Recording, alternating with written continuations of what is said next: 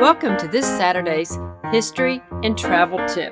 Today, we'll be traveling along Natchez Trace Parkway. It is a beautiful tree-lined parkway that is designated an All-American Road and a National Scenic Byway. The roadway extends 443 miles from Natchez, Mississippi to just south of Nashville, Tennessee, and traverses part of Alabama. 3 out of the 4 segments of the Natchez Trace National Scenic Trail lie within the parkway boundaries. The conglomeration of trails served the Natchez, Choctaw, Chickasaw, Creek, and Cherokee tribes for millennia, and later served overland traders. We have stopped at the Parkway Visitor Center in historic Clinton, near Jackson, Mississippi. We have also visited the section of the Parkway and the Trace near Tupelo, Mississippi. Old Trace exhibits, Indian trails, nature and self-guided trails, picnic areas, and campgrounds are found all along the beautiful Parkway. Today, there are 4 separate trails totaling 65 miles. We have hiked part of the Rocky Springs Trail, which is southwest of Jackson. We have primarily hiked along the Tupelo Trail. It is the shortest of the 4 trails at only 6 miles. The trail passes through the Parkway and pull-off areas and the Old Town Creek Overlook and the Chickasaw Village site. And here is a list of the 11 National Scenic Trails protected in the United States, and we have had the pleasure of hiking portions of all 11 of them. And today we're talking about the Natchez Trace National Scenic Trail, which was established in 1983 and has an authorized length of 695 miles. Beautiful signs are found on each pullout to give historical information or natural beauty information about different locations along the parkway. Regarding the Old Trace, much of the Old Trace had been abandoned by the start of the Civil War. However, the war did leave its mark on the trace as it did upon the rest of the South, as soldiers marched,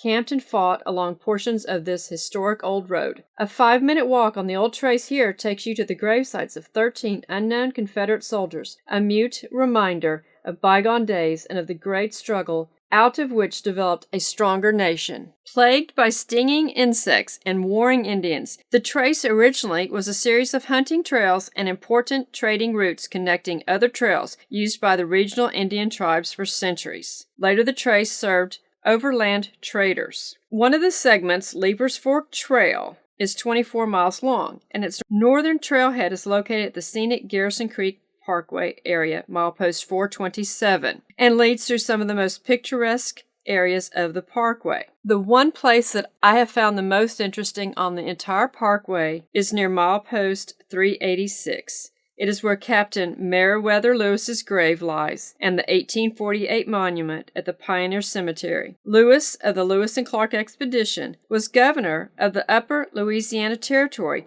when he mysteriously died on the Natchez Trace in 1809 at Grinder's Stand. Beneath this monument, erected under Legislative Act by the state of Tennessee, 1848, reposes the dust of Meriwether Lewis, a captain in the United States Army, private secretary to President Jefferson, senior commander of the Lewis and Clark Expedition, and governor of the Territory of Louisiana. In the Grinder House, the ruins of which are still discernible 230 yards south of this spot, his life of romantic endeavor and lasting achievement came tragically and mysteriously to its close on the night of October 11th, 1809. The report of the committee appointed to carry out the provisions of the Monument Act contains these significant statements. Great care was taken to identify the grave, George Nixon, Esquire. An old surveyor had become very early acquainted with the locality. He pointed out the place, but to make assurance doubly sure the grave was reopened and the upper portion of the skeleton examined, and such evidence found as to leave no doubt of the place of interment. Meriwether Lewis, 1774-1809. The Natchez Trace, a very old trail, was traveled by many early Americans. Captain Meriwether Lewis, leader of the Lewis and Clark Expedition and governor of the Upper Louisiana Territory, died near this point in 1809 while traveling the Natchez Trace to Washington, D.C. with his expedition journals and accounts. In 1843, the state of Tennessee created Lewis County in his honor, and in 1848 erected a monument over his grave. The Natchez Trace played an important role in its service to the American military. General Andrew Jackson's troops traveled the Natchez Trace to engage the British during the War of 1812. Natchez Trace.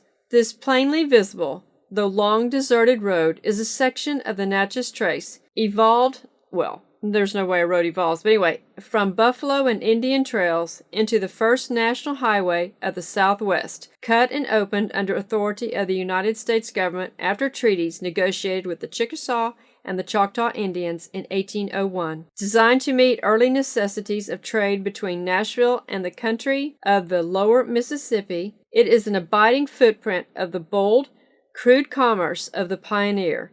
Yet it is not without military significance in its history of our country. Over it passed a part of Andrew Jackson's army in his campaign against the Creek Indians in 1813, and again on his return from the battlefield of New Orleans in 1815. But before Talladega and the New Orleans, before the soldiers of Jackson had given renown to the Natchez Trace, it received its immortal touch of melancholy fame when Meriwether Lewis, journeying over it on his way to Philadelphia to edit the story of his great expedition, here met his untimely death on the night of October 11th, 1809. American history. Learn it, love it, appreciate it. Thank you.